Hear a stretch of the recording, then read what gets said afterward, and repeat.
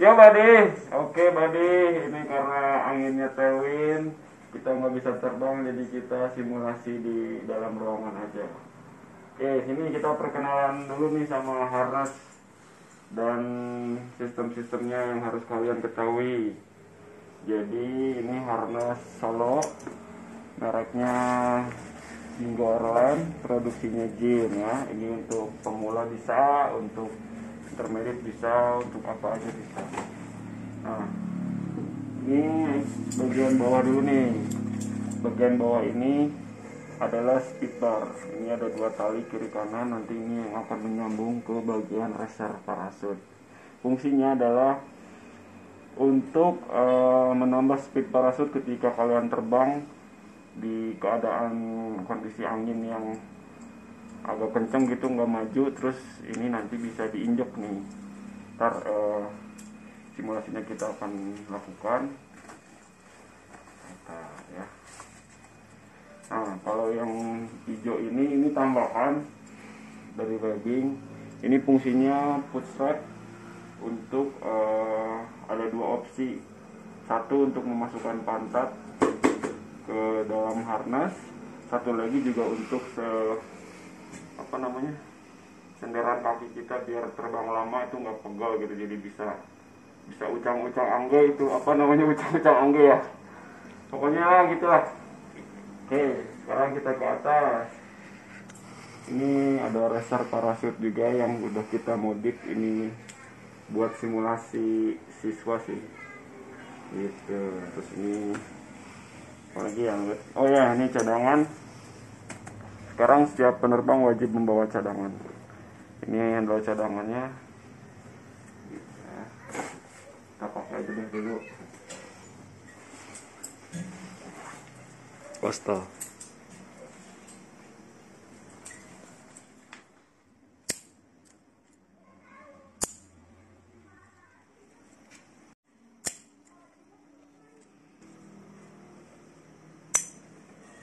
Ini ada satu tambahan di bagian sini, selain untuk mengunci ini juga, ini bisa dipakai buat darurat. Jadi dimana teman-teman misalkan landing darurat jauh di gunung dimana, terus cuman bisa niup, posisinya cuman bisa niup, tangannya nggak gerak, nah tiup aja ini, nanti ketahuan kalau orang yang lagi nyari ya. Nah gitu, parkir juga bisa, Oke. Nah, sekarang udah coba nih, udah duduk. Kelanding terbalik. Oke, nah ini sih bagusnya agak kenceng dikit gitu, nggak terlalu longgar juga, jadi bagusnya hitungannya adalah 5 jari atau 4 jari. Terlalu kenceng juga nggak bagus karena nanti nggak bisa duduk gitu. Ini kita kencengin dulu 4 jari aja.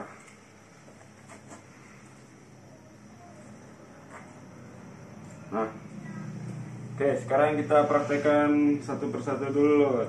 Nah, di bagian speed bar ini tadi saya sudah kasih tahu, ini nyambungnya ke bagian laser. Nah, ini ke sini nih. Gitu. Kalau yang sekarang sih langsung ke laser A gitu nyambungnya. Kalau ini ada 2 puli zaman dulu gitu. Kalau sekarang udah langsung nyambung 1 puli ke laser A.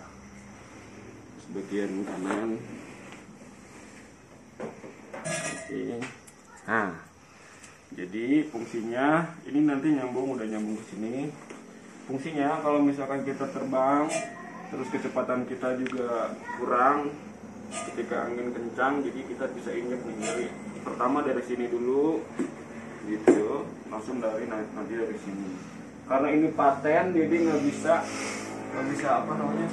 ini nggak bisa turun ke bawah. Sebetulnya kalau ditarik pas terbang itu ini akan turun ke bawah nih bagian laser A, maka dia akan menutup lubang angin sedikit, jadi agak lubangnya nggak terbuka, agak nutup dikit dan akhirnya bisa maju lagi.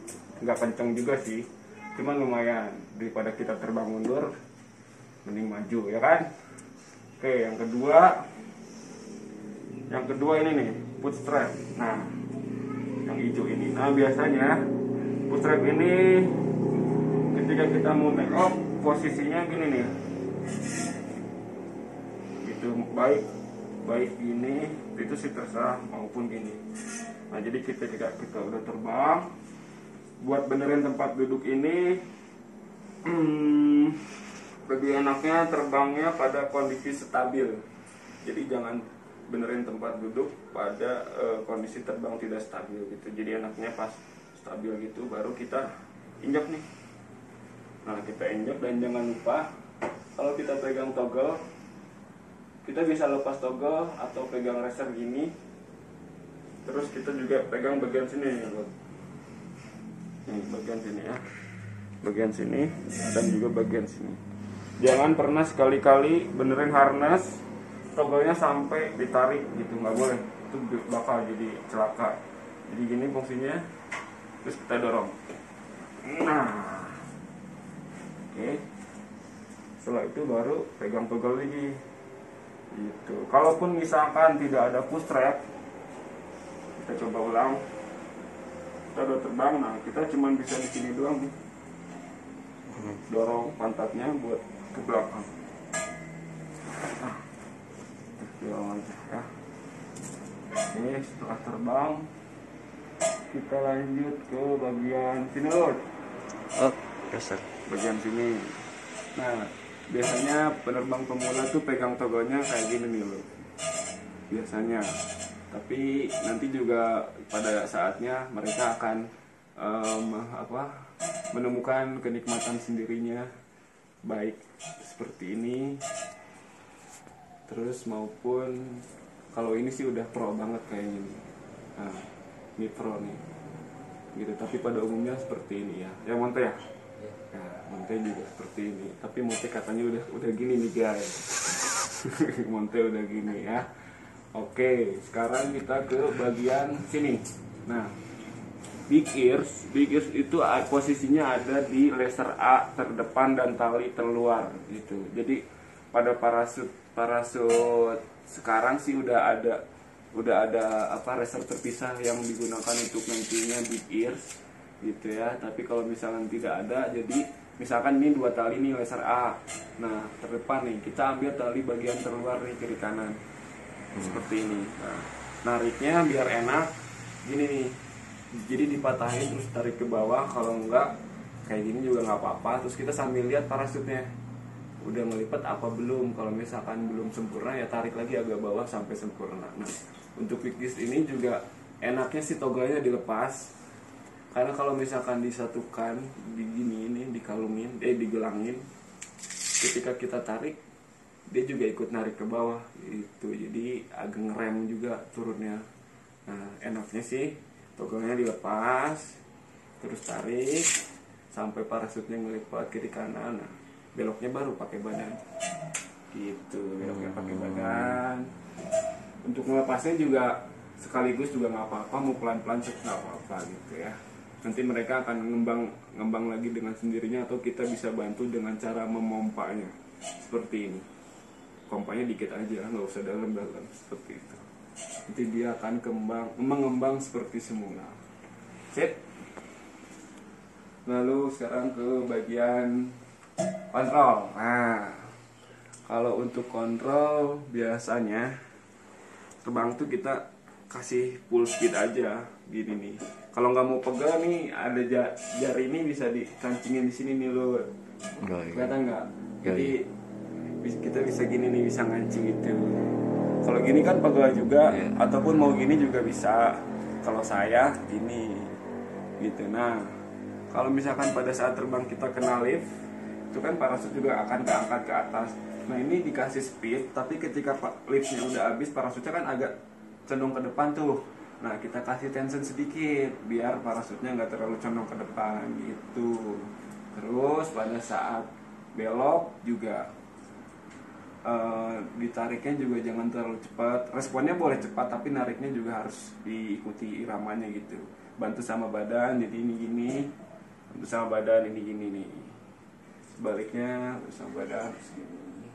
Ada juga teman saya yang disuruh belok kanan, ininya nggak ditarik, tapi kepalanya yang gini.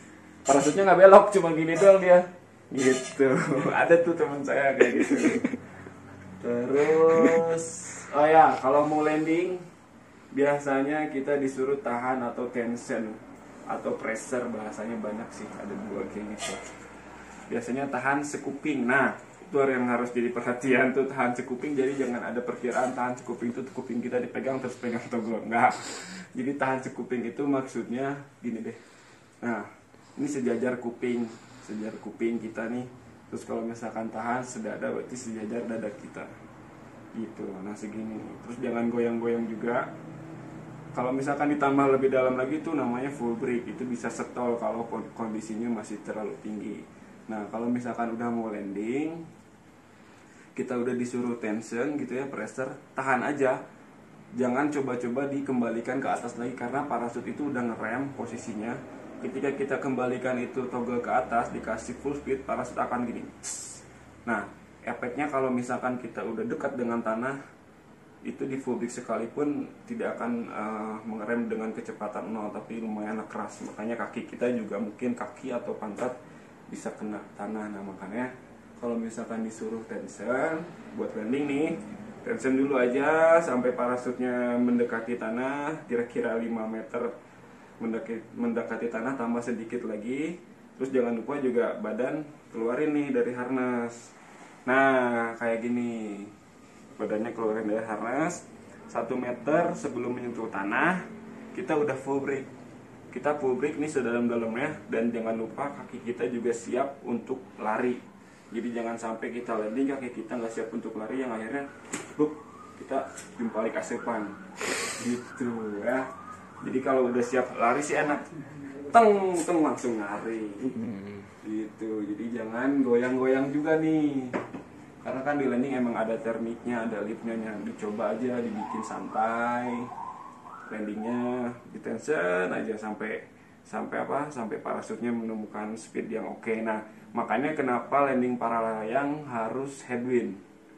Jadi kita juga punya kecepatan daya luncur, angin juga punya kecepatan. Misalkan gini, angin di landing itu 10 sampai 12. Terus kita kecepatannya ketika mau landing itu 8 km per jam. Nah, itu tinggal dikurangi aja. Misalkan katakan di landing itu anginnya 12 km per jam. 12 km per jam dikurangi daya luncur kita 8 km per jam, hasilnya 4. Tapi ketika kita full break, itu hasilnya bisa 0 km per jam. Oke, jadi kayak gitu. Kita kembali lagi nih. Misalkan angin di landing 12 km per jam, headwind ya. Kita menghadap angin nih, headwind. Kita punya kecepatan di sini mau landing nih 8 km per jam. Nah, itu tinggal dikurangi aja, 12 dikurangi 8 hasilnya 4. Jadi dia pelan banget, tapi ketika kita full break itu kecepatannya bisa menjadi 0 gitu. Kalaupun landingnya downwind, itu berarti bukan dikurangi tapi ditambahi. Misalkan anginnya gini, kita landingnya sini downwind. Nah, kalau misalkan anginnya 15, kecepatan kita kalau downwind itu lebih dari 10. Misalkan katakan juga 15 km per jam juga, itu ditambah 15 tambah 15 30 km per jam. Itu sangat cepat sekali. Kalaupun di full break juga tidak akan menjadi 0 kecepatannya gitu. Dan mungkin itu bisa bahaya juga. Itu makanya landing itu harus lihat arah angin, windshock, dan usahakan harus bisa menghadap arah angin. Seperti itu. Oke, saya kira cukup sampai di situ aja. Jangan lupa mampir ke channel saya, dan terima kasih yang sudah mampir di channel saya. Dan sampai saat ini alhamdulillah udah mencapai 1142 subscriber. Oke, gitu aja buddy. Sampai ketemu di video berikutnya. Yo buddy, dah.